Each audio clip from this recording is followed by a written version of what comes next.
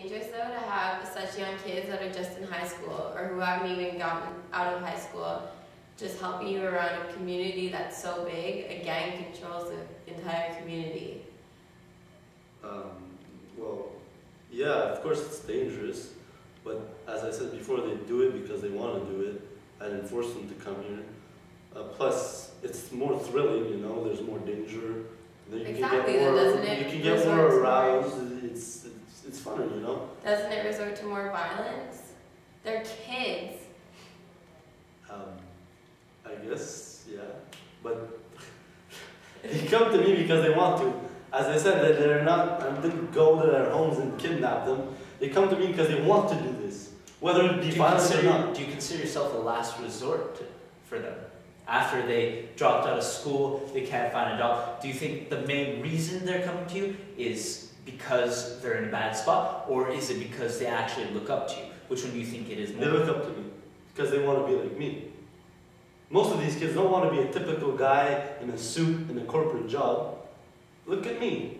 I have money, I have women, and I have a good life. Adriana's up next talking about differential association with JT. Yeah. I'm Adriana, and I'm going to talk about differential association. So, differential association says that criminals do not only become criminals because of the environment they live in, but that they are taught through intimate social groups such as family and friends. So because in the project everyone is such a close community, I hear you actually teach your foot soldiers the attitudes and how to commit crime.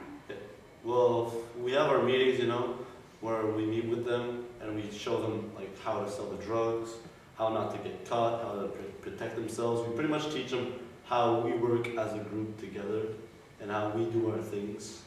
Forget what other people say. We have our set of rules and we do it. Also, according to differential association, criminals become criminals only when there are more favorable than unfavorable consequences to crime. So do you think that in your area that can have something to do with the lack of police? Yeah, there's no police at all. We control the whole area. They're too scared to come in. There's so much crime. They fear for their lives, you know? That's how bad we are. According to differential association, the values that you commit your crimes to achieve cannot be the same ones as middle class values. So for example, social status or money. Would you agree that you're doing it for a different reason? We have the same goals as you. We want money, we want wealth, and we want happiness. We just don't have the same means as you guys do, so we do it our own way. So a big part of differential association is culture conflict, which occurs when individuals are exposed to conflicting values. So in your case, that would probably be middle class values and gang values. So do you think the children in your area are exposed to gang values from a young age? Oh, very much so they are. Well, that concludes our broadcast for today. Thank you for meeting with us, JT, and giving us such an interesting insight into your life. It's been a very educational experience for all of us here at PBS Kids. Tune in later for Caillou. Alright, so as you may have seen, I was JT in a video. I was just answering questions. The point of it was for them to be explaining their theory pretty much, or what they had. For example, I had family. Well, they had to explain it through the questions they were asking me, and I just had to answer whatever I had to answer. So I didn't really have the chance to go through my subject, which is family, in Gang Leader for a day.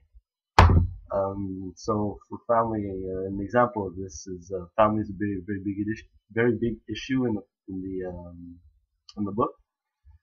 First example of this is when we see Mrs. May, how she treats Sudhir when he comes in and she meets him for the first time. She likes him a lot, and she goes even as far as giving him food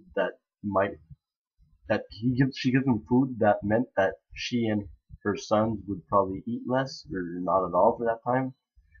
She says it's a community thing. She says everyone helps out everyone, and whatever may be the case. So this goes to show how in the book the community in itself is one big family, as we can say.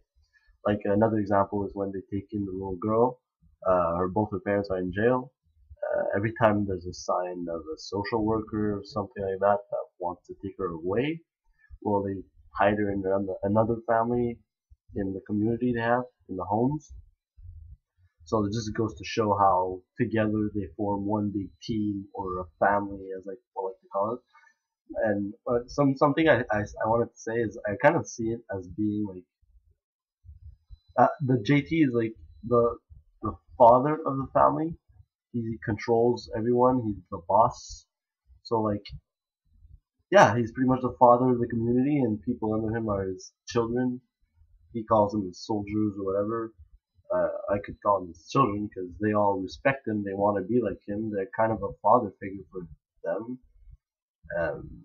Obviously, he's not their actual father. He is a father, but not their father.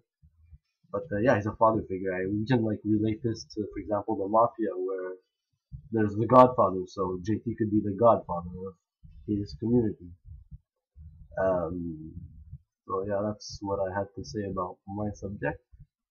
I hope this didn't bore the hell out of you. So yeah.